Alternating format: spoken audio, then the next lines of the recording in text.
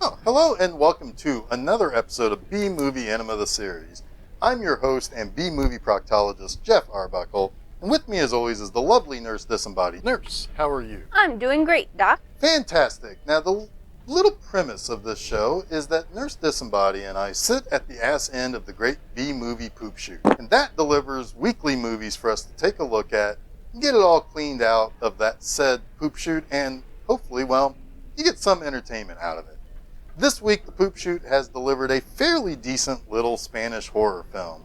We're going to be watching Vengeance of the Zombies. Nurse, tell the folks at home a brief little something about this classic. Vengeance of the Zombies stars Paul Naschy and is directed by Leon Klimovsky.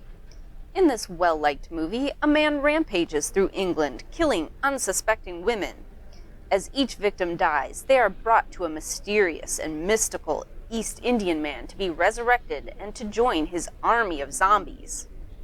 Awesome! Now, Nurse Disembodied mentioned the great Paul Naschy, and we'll have much more to talk about in regards to him and his massive contributions to European horror later in this episode. She also mentioned that this movie is well regarded. We'll get around to that too. But for starters, let's talk about Argentinian director Leon Klimovsky. Klimovsky is quite an interesting figure. First, he is the brother of a very notable Argentinian mathematician and philosopher named Gregorio. Gregorio Klimovsky was considered one of the leading minds in South America in the realm of epistemology. Now, I'm betting that you're asking, Jeff, what the hell is epistemology and why is it a big freaking deal? I'm mostly asking if you even knew what it was without looking it up. Well, I did not know what the term specifically meant. I had heard of the term, but here's the thing. Epistemology comes from the Greek word episteme, which means knowledge. So epistemology is the literal study of scientific knowledge. Gregorio Klimovsky was a leading mind for the study of knowledge. I guess that means he's pretty goddamn smart, eh? I'm willing to bet he had a higher IQ than you. Oh, without a doubt. Before I started talking about this, I had to insert a fart joke with the B-Movie poop chute. Hey, thanks, buddy. I know you're here to help me out whenever you can. Now, seriously, this film's director had a brother who was literally one of the smartest men in the world. There are debates that take place around epistemology within the community. These discussions are grouped in 4 ways. First is the philosophical analysis of the nature of knowledge and the conditions required for a belief to become part of knowledge, such as truth and justification. The second is the potential knowledge resources and justified beliefs such as perception, reason, memory, and testimony. The third is the structure of justified knowledge or belief, including whether all justified beliefs should be derived from justified original beliefs, or whether justification requires only a coherent set of beliefs. The fourth area is a big one, philosophical skepticism, which questions the possibility of knowledge and related problems as if skepticism were a threat to our common knowledge and whether skeptical arguments can be refuted. Now, I know I said a bunch of really big words and dealt in some pretty big-time concepts there, but I promise you there's a reason why I wanted to connect all this to Vengeance of the Zombies. I was really curious how this connected. Well, don't you at least find it interesting? Oh, yes, but wasn't sure how that deals with an early 70s horror movie. Fair enough. Now, we'll get to it eventually. Aside from me connecting the dots between those 4 edicts of discussion and debate in epistemology and Vengeance of the Zombies, the concept of epistemology plays out to this very day. But I wouldn't necessarily say that popular epistemology is all that earnest. With the rise of the internet, a lot of people have come out of the woodwork to kind of become all-stars in what is actually pseudo-intellectualism. They have become very popular over the last decade or so, be it political commentators, famous psychologists offering up solutions to problems of any sort for a buck, or just people who want to hammer through cultural evolution with their facts and tell it as it is with all these ideas. And the people trading in these concepts are most definitely skewed by their worldview. I would say they are not engaging in honest debate or conversation around truth and knowledge and evolution of not just those things but what an accepting society finds proper. This allows for the rise of people who refuse to participate in society in order to live inside their own bubble with an echo chamber, reinforcing their own perceived knowledge and reality. That's as far as I can take this conversation because I'm absolutely no expert in anything. I'm just a guy who read up on the idea of epistemology and applied it to, guess what? Your own worldview? Exactly. And all that stuff I just said about how epistemology not being debated in earnest was skewed by my own opinions. Being untrained in the concept means that I can only give my perspective. It takes a literal committee to weave that perspective into a whole. But enough of that. Again, I will be traveling back around to this concept of knowledge versus perception versus all that other stuff. Now, circling back around to Leon Klimovsky, the director of Vengeance of the Zombies, Leon was an actual educated and trained dentist before getting into making films and later relocating to Spain, where he'd end up spending 30 years making movies and TV. While he did not direct, write, or produce anything after 1979, he did act in a few things in the 80s and into the very early 90s. He always dreamed of being a big-time commercial success, but it never really happened for him. He almost entirely spent his directing career making exploitation films. He actually never bemoaned that. He was happy to create and make movies. But when he retired from directing in 1979, he was already 73 years old and had a full life. He was given an honorary award in 1995, a year before his death, from the Spanish Film Directors Association. He was best known for the 9 horror films that he made in the 70s with Paul Naschy. Most of Naschy's biggest and best known films were directed by Klimovsky. They enjoyed working together, but Naschy did feel like Klimovsky was a bit too rushed as a director and didn't allow for many sufficient retakes. Now, Nurse, I don't know about you, but I know I definitely allow for sufficient retakes. Oh, I just thought we were always perfect as we are. Yeah, I'll take that. Let's get into Vengeance of the Zombies, which features an awesome and fairly long cold opening that takes up nearly half of the first act between the scene and the credits and the following montage. But we'll come back in a bit and talk more about Paul Naschy and maybe start connecting those dots to Leon's brother's epistemology trade. So our movie opens in what feels like right in the middle of some happenings. We have a couple discussing robbing a grave. They appear to have made a career out of it. Indeed, the guy's like, I don't know if I like doing this anymore. And the woman's all like, You're gonna do it and love it. and they are locked in by an unknown hand who begins setting up a little bit of a shrine or something. This leads to a ceremony to raise the grave robbery victim from her eternal slumber. And this leads to the newly awakened zombie to rise and kill the couple. I like how they filmed the lady in slow motion as she attacked. It was spooky. Yeah, it was. I mean, it gave the lady who rose an almost ghostly movement in her white gown. And this launches us into the rockin' theme song for the opening credits. When the woman left the tomb she was in after killing the 2 robbers, she starts taking off over those really cool above-ground graves like you see in New Orleans and European graveyards. And then we meet Krishna, an Eastern mystic played by Paul Naschy. Now, this was during the woo-woo days in which rich white people started looking to the Eastern philosophies for some sort of hippy-dippy experience to bring them closer to God or higher reasoning or some such shit. He's holding court with what appears to be a bunch of followers and whatnot. Now let's talk about that hunk of a man that was Paul Naschy. Yes, let's. Paul Naschy was born in the 30s as Jacinto Molina Alvarez, and he grew up during the terrible Spanish Civil War. But because his father was a successful furrier, he grew up in pretty comfortable surroundings. He would ultimately adopt the stage name of Paul Naschy. And while he was knocking about in the United States and doing some extra work in American movies and TV shows, he wrote a screenplay that was called Mark of the Wolfman. And it was a tale of a Polish man named Count Waldemar Daniński.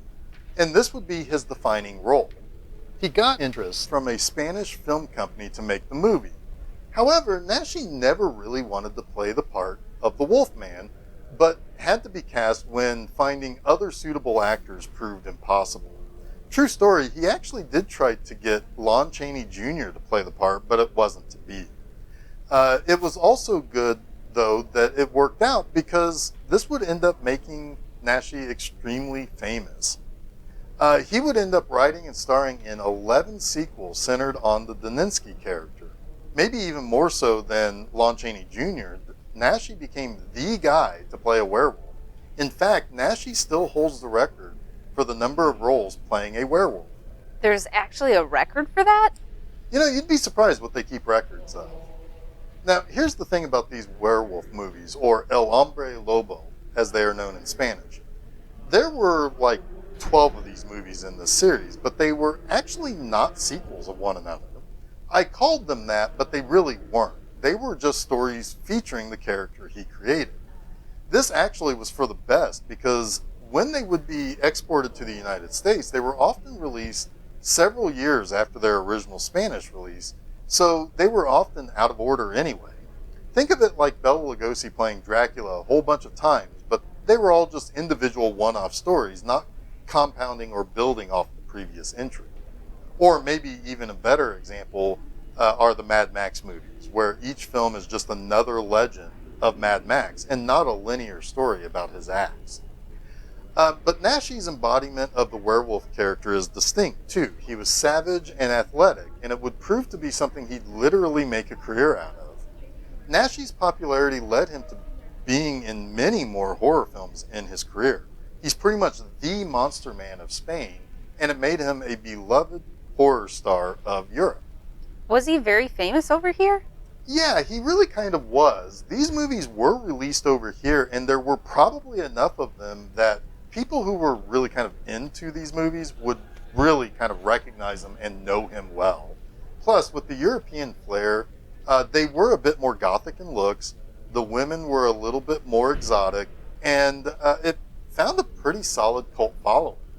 In fact, a remastered version of this film that even has a Castilian Spanish language track was included in Scream Factory's first collection of Nashi's films.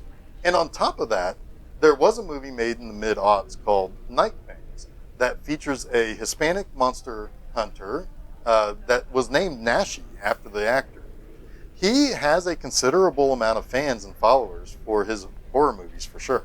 Are any other famous people involved with this movie?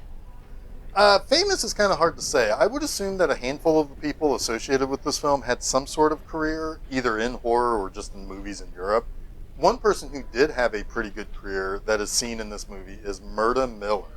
She plays the assistant to Nashi in his hippy-dippy Eastern philosophy temple. She enjoyed a 50-year career in both Europe and over here in the States. Interestingly, she is also Argentinian. She looks a lot like Catherine Zeta-Jones.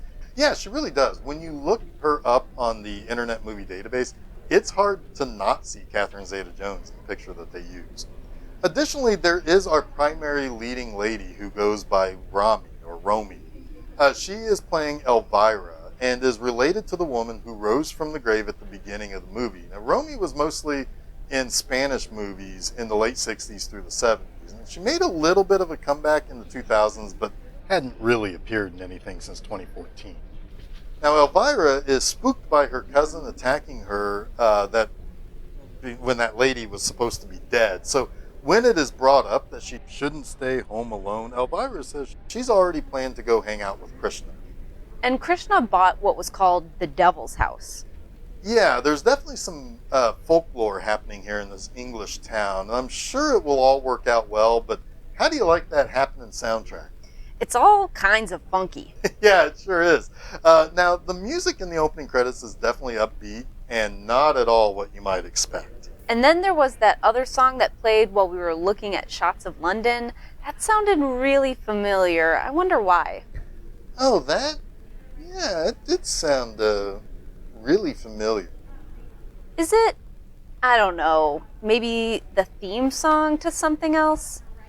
Yeah, probably some other show with a jerk talking about something stupid. Hmm. It sure seems like with a theme song like that, maybe people should check out that show too. Maybe. Well, things have gotten strange in the compound of mystic guru Krishna. They sure have. So after dinner, Kala, our Catherine Zeta-Jones lookalike, suggests that maybe Elvira should just go to bed. The reason for this is because a couple of goons came in and said that Elvira will be food for their Dark Lord Satan. They then carry her off to the basement where people are painted blue. Kala is gold, Krishna is dressed like Satan. Satan has his goons stab her in the throat to get blood to feed Satan, but then she wakes up unaffected and then comforted by Krishna. Was it a dream then? I'm not too sure. When Elvira heads out to stay with Krishna, it's said that he's not feeling well. Right. The guy who picked her up at the train station was there because of that. Correct. And sure enough, he seems a tad weak and now seems much better the next morning, maybe unbelievably so. So, did he get dressed up as Satan and drink Elvira's blood? Maybe. But her neck is fine. Yeah, and this is why I wanted to talk about epistemology at the beginning of the episode. This movie is made with a little bit of mystery over what's real, what isn't, dreams, nightmares, drug trips, etc. So it's like it's naturally playing with our very knowledge and belief over what we are seeing with our own eyes. In Nashi's autobiography, he described this movie being like a drug-induced nightmare. It gives the movie a very incoherent narrative. We go well more than halfway through the movie before we get any understanding as to what is going on or why. It trades on a very familiar idea of a cult of Satan worshippers and the undead. But it also doesn't exactly tell us the story in linear terms. Instead, it relies on bizarre camera angles, close-ups, fisheye lenses, and slow motion to give the movie an entirely different feel and flow. So, it is playing with the concepts of objectivity versus perception. Are these people in this compound devil worshippers, or is Elvira's world shattering due to the deaths of people closer?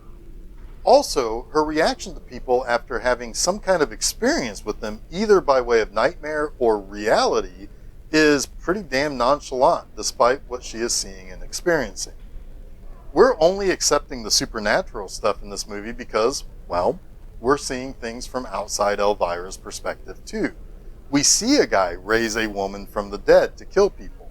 We see that same guy go around and performing voodoo to make a guy who knows a little too much kill himself. Last week I hated the idea of a movie about a guy whose head turned into a turkey's head, pulling the rug out from under us and saying it was all a dream or a bad trip. I hated that because how could we possibly see what other people are doing and saying without the guy in the turkey head mask? At least here, we have no reason to believe some sinister shit is really going on, even if Elvira is not reliably reacting to things. Yeah, I don't know exactly what's going on, but it seems like people are dying and then coming back to life. Satan is there. There's a guy in a mask. He's specifically killing women and bringing them back to life. I mean, what more do you need to know, am I right? It probably also doesn't help that Krishna is going around to a hip soundtrack, getting ceremonial knives and hanging out in cemeteries and what have you. No, probably not. It also seems like Kala is being a little weird with Elvira. Yeah, I think that's a jealousy thing. I mean, here comes this hot redhead Elvira coming in and staying at Krishna's home, and Kala was like, but I'm the hot one here. And yet it seems like Krishna is paying more attention to Elvira now. I don't know. The one lady at his house says that she shouldn't fall in love with Krishna and she should check something out in the shed. Yeah, I'm not really sure what the deal is exactly. Some of it does seem like it's a ploy. Maybe they're trying to keep Elvira from feeling comfortable. Maybe it's Kala pulling some major hotness energy and people are wanting Elvira to leave because Kala does. But here's what I do know. Elvira is having some sort of a nightmare or night terrors and is being literally attacked by both zombies and some of Krishna's followers. Kala is jealous of Elvira. Krishna goes through bouts of illness but bounces back very quickly. And there are generally spooky things happening around a mansion that is also known as the Devil's House. Maybe it's time to get back to the conclusion of the movie and figure it all out. Let's do that. We're going to get into that final act of Vengeance of the Zombies, and we'll see if that last 25 minutes or so helps explain anything. Okay, so let's try to figure some shit out. Sure. So Susan, a maid or cook or something at Krishna's pad, tells Elvira to meet her to get some details on Krishna. Elvira finds her murdered by one of the other servants. Elvira then freaks out and says they should call the police. That is not something Krishna wants to do. Correct.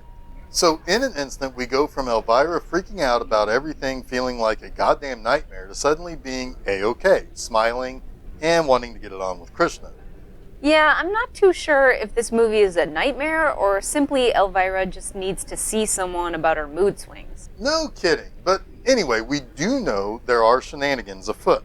Zombies are out to deliver vengeance for the masked man who says they were members of families who did bad things to him. So these coldly sexy zombie chicks walk around smiling and seek out to kill the masked man's enemies.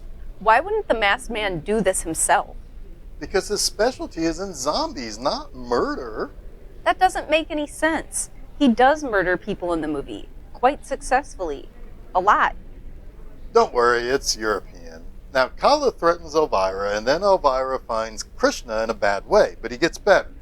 But here's the deal. There are two Paul Nashies. The first is Krishna, the good guy with the Eastern philosophy sensibilities. The second is Kantaka, the bad guy who is disfigured and does voodoo. Now, Kantaka's servants are also Krishna's followers. They are kind of working against one another, but also with each other in some way. Kantaka killed one of Elvira's family members. People teamed up against him, thought they burned him to death, but they did not. If Kantaka performs the ceremony on Elvira, he'll become immortal. Krishna is kind of bound to Kantaka, and he fights against his brother's control. I guess it's all a revenge plot. So, did that help to make it easier to understand? I guess. We said this was fairly well regarded. Yes, so there are reviewers from Dread Central and Bloody Disgusting who praised this movie in a couple of different ways. Steve Barton of Dread Central called this sexy, erotic, scary, and disturbing, which I can kind of see some of that. There are ways this movie unsettles the viewers, especially by making some of the narrative unreliable. And while giving it the same positive review of 4 out of 5 stars, Bloody Disgusting wrote that it's a perfect example of why forgotten movies should be celebrated. While much of it is unoriginal, it does shake it off in entertaining ways. Others have called this movie enjoyably bad. However, there are two fairly noteworthy detractors. The first is Peter Dindal, a folklore academic. He wrote in the Zombie Movie Encyclopedia that this was a plotting and unengaging mystery. The second is good old Roger Ebert. This movie was released in 1980 with the title Walk of the Dead. There was a cheap gimmick added called shock notice. Basically, whenever a murder occurred, you'd be warned by flashing red warning lights. This is something that some movies in the 70s tried playing around with to sell a gimmick. With this title and gimmick in place, Ebert went and saw the movie and featured it in one of his Dogs of the Week segments in the fall of 1980. So, wait, is this a good movie or not? Well, it's kind of hard to say, isn't it? Most people praise that this movie does have some interesting qualities where it plays with nightmares, reality, and what have you. But is it very good? Well, not exactly. I think in retrospect it gets appreciation from Paul Naschy fans, but the dubbing is not great. It's a pretty slapdash production, and it has a very early 70s European vibe to it, especially with the clothing and the soundtrack. It's an oddity that I think has a little more power in its intangibles, like the mood and the choice to have the zombies move in slow motion. It is what it is, right? That's right. I mean, for better or worse, it's a Paul Naschy monster movie, and it has its qualities while not exactly succeeding on every level. Alrighty, nurse, care to do that voodoo that you do? On it! You can catch all of Jeff's stuff at www.bmovieenema.com. You can follow the site's social media pages at Facebook and Twitter by searching for B-Movie Enema. New articles are released every Friday morning, and you can also subscribe to B-Movie Enema on YouTube so you can stay up to date with each of the episodes of B-Movie Enema the series, as well as see clips from the movies that Jeff uses in his articles. If you have a Roku, add the free channel OtherWorlds TV to your apps and check out all of the obscure and forgotten films that play there each week. B-Movie Enema is part of a weekend lineup of movie hosts that play every weekend on OtherWorlds, so be sure to check out the others that share their airwaves with this show there. Thank you, nurse. Oh, how did you like how suddenly the movie ended? Oh, what do you mean? Well, the police just showed up and